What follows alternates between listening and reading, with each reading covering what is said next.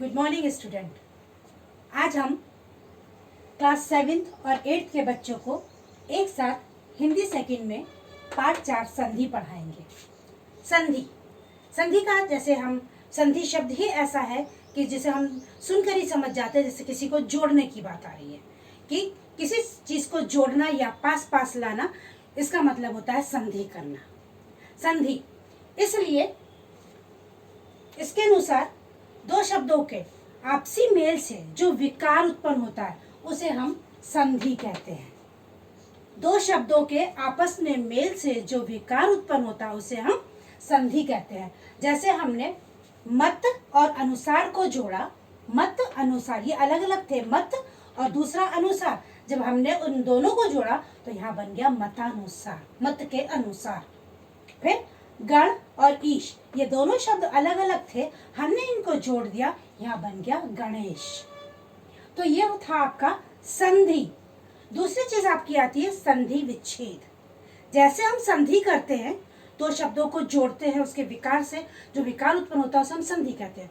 उसी तरीके से जो संधि किए हुए शब्द रहते हैं, जो जिनकी हमने संधि की, जिन्हें हमने जोड़ा, उन्हें पुराने रूप में लाना, वैसे ही तोड़ना, उसे हम कहते हैं संधि विच्छेद। जैसे यहाँ पर हमने संधि विच्छेद के लिए दो शब्द हमने लिखा। जैसे हमारे पास एक शब्द है परोपकार। परोपकार एक शब्द है, हमने इसको जोड़ा हुआ था, अब हम उसको अलग अलग करेंगे तो पर धन ओ की मात्रा उ में बदल जाएगी, पर उपकार। पर उपकार तोड़ दिया, पर उपकार बन गया। फिर मतैक के शब्द है, एक शब्द है, हम इसको तोड़ेंगे, बन जाएगा मत एक के, मत एक के। फिर है संधि के भेद। संधि के तीन भेद है। सबसे पहले संधि के तीन भेद हैं, स्वर संधि और व्यंजन संधि, फिर है विसर्ग संधि। तीन भेद। सबसे पहले अभी हम देखेंगे स्वर संधि। एक हमने यहाँ पे स्वर संधि का आपका वो रखा है। स्वर संधि, जैसे स्वर संधि वो संधि होती है जिसमें जो टूटे हुए शब्द हैं जिनको हम जोड़ रहे हैं, उनके पहले शब्द के लास्ट में और जो दूसरा शब्द है उसके पहले अगर स्वर ही स्वर होते हैं, दोनों तरफ स्वर होते हैं, हम ऐसे शब्दों को जोड़ते हैं तो वहाँ स्वर संधि आती है। जैसे अब इसमें आप देख लीजिए, एक्सक्यूज मी, विद्या आलय, विद्या आलय। तो विद्या यहाँ आ है, आ, और यहाँ पे भी आलय में भी आ है, तो यहाँ का आ और यहाँ का आ जोड़ा तो विद्यालय हो गया। दोनों आ को जोड़ दिया, विद्यालय, यानी या पर आ की मात्रा यहाँ चढ़ गई, विद्यालय। फिर उसके बाद आता है आपका स्वर संधि के भेद। स्वर संधि के 5 भेद हैं। स्वर संधि के 5 भेद हैं।